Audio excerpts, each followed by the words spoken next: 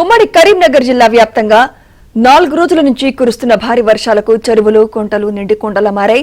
జిల్లా రైతాంగానికి తాజా వర్షాలు ఊపిరిపోశాయి. అయితే జూలై మాసంలో గత ఏడాదితో పోల్చితే కరీంనగర్ లోటు వర్షపాతమే నమోదైందని, lower Maneru dam, mid Maneru డ్యాంకు ఇంకా సరైన ఇన్ఫ్లో రాలేదని అధికారులు చెబుతున్నారు. అయితే ధర్మపురి దగ్గర గోదావరి వరద ప్రవాహం పెరిగింది. కడం ప్రాజెక్టు నుంచి గేట్లు ఎత్తడంతో గోదావరికి స్వల్పంగా ఇన్ఫ్లో పెరిగింది. దీనిపై మరింత సమాచారం మా ప్రతినిధి శ్రీనివాస్ అందిస్తారు.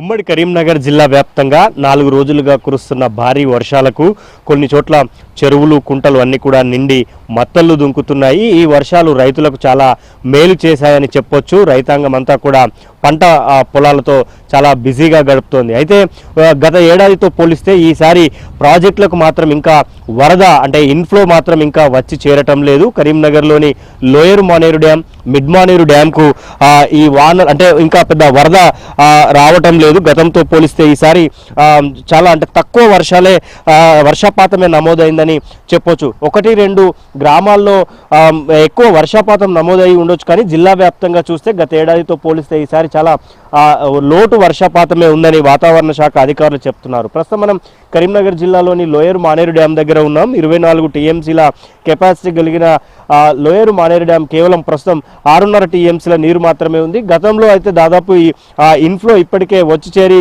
10.5, 11, 12 టీఎంసీల వరకు వెళ్ళిన పరిస్థితి అయితే ఉండేది. ఇక ఉమ్మడి కరీంనగర్లోని మరో అతిపెద్ద ప్రాజెక్ట్ అయిన మిడ్ మానేరు కూడా 27 టీఎంసీల సామర్థ్యం ఉంటుంది. ప్రస్తుతం అందులో కూడా 6.5 నుంచి 7 టీఎంసీల నీరు మాత్రమే ఉంది. సో ఆ ప్రాజెక్టుకి అంటే మిడ్ మానేరుకు లోయర్ మానేరు డ్యాంకు ఇంకా ఇన్ఫ్లో అయితే రావటం లేదు.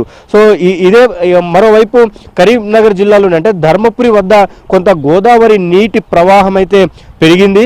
కడెం ప్రాజెక్టుకు సంబంధించి 2 గేట్లు విడుదల అంటే 2 గేట్లను పైకి ఎత్తి నీటిని విడుదల చేస్తూ ఉండటంతో ధర్మపురిలోని గోదావరి వద్ద నీటి ప్రవాహం పెరిగింది. కొంత అక్కడ గతంతో పోలిస్తే గోదావరికి ఇప్పుడు ప్రస్తుతం వస్తున్న వరద ప్రవాహం కూడా తక్కువే అని చెప్పొచ్చు. సో మొత్తంగా మరోవైపు అటు సింగరేణిలో 4 రోజులుగా కొంత బొగ్గు ఉత్పత్తికి అయితే అంతరాయం ఏర్పడిన పరిస్థితి అయితే మనకు కనిపిస్తోంది. సో ఇలా ఉమ్మడి కరీంనగర్ జిల్లా వ్యాప్తంగా జూలై మాసంలో అయితే అనుకున్నంత ఆశించిన మేర వర్షాలు అయితే నమోదు కాలేదు. 1 రోజు మాత్రమే భారీ వర్షం కురిసింది. ఆ తర్వాత 4 రోజులుగా కొంత చిరుజల్లులతో కూడిన వర్షమే కంటిన్యూస్గా పడుతూ వస్తుంది. కొంత అంటే ఈ వర్షాలు రైతాంగానికి అయితే కొంత మేలు చేశాయి, కానీ ప్రాజెక్టులకు మాత్రం ఇంకా జలకళ అయితే సంతరించుకునేంత వర్షాలు పడటం లేదు. ఇతర జిల్లాల్లో అంటే 2 తెలుగు రాష్ట్రాల్లోని ఇతర ప్రాజెక్టులన్నీ కూడా నిండు కుండను తలపిస్తున్న ప్రాజెక్టులు ఉండగా కరీంనగర్లో మాత్రం ఇంకా వెలవెలబోతున్నాయని చెప్పొచ్చు. దాదాపు 2 అటు లోయర్ మానేరు డ్యామ్, ఇటు మిడ్ మానేరు డ్యామ్, ఈ 2 ప్రాజెక్టులో కూడా అనుకున్నంత ఆశించిన మేర అయితే వరద ప్రవాహం ఇంకా కొనసాగటం లేదని చెప్పొచ్చు. సో కనీసం ఆగస్టులో అయినా భారీ వర్షాలు కురిస్తే తప్ప ప్రాజెక్టులకు నీరు వచ్చే అవకాశం అయితే లేదు. గతంలో కొంత కాళేశ్వరం ప్రాజెక్టు నుంచి ఎత్తిపోతల ద్వారా నీటిని తరలించారు, కానీ ఇప్పుడు ఆ పరిస్థితి లేదు. కాబట్టి జూలై మాసంలో ఇంకా ప్రాజెక్టులోకి అయితే వరద నీరు అయితే రాలేదు. అయితే ఆగస్టులో భారీ వర్షాలు ఏమైనా కురిసి ప్రాజెక్టులు నిండితే తప్ప ఈ ప్రాజెక్టులకు నీరు వచ్చే అవకాశం అయితే లేదు.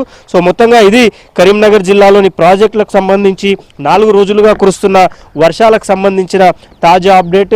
గత ఏడాదితో పోలిస్తే ఈసారి జూలైలో ఉమ్మడి కరీంనగర్ జిల్లా వ్యాప్తంగా లోటు వర్షపాతమే ఉందని అధికారులు అయితే చెప్తున్నారు. కేవలం రైతాంగానికి మాత్రమే ఈ వర్షాలు ఊరట కలిగించనున్నాయి. అటు ధర్మపురి వద్ద గోదావరి నీటి ప్రవాహం స్వల్పంగా పెరగగా ప్రస్తుతం ప్రాజెక్టులో మాత్రం కొంత నీరు లేక వెలవెలబోతున్న పరిస్థితి అయితే ఉంది. లోయర్ మానేరు డ్యాం నుంచి వీడియో జర్నలిస్ట్ సంపత్తో శ్రీనివాస్, ABN ఆంధ్రజ్యోతి.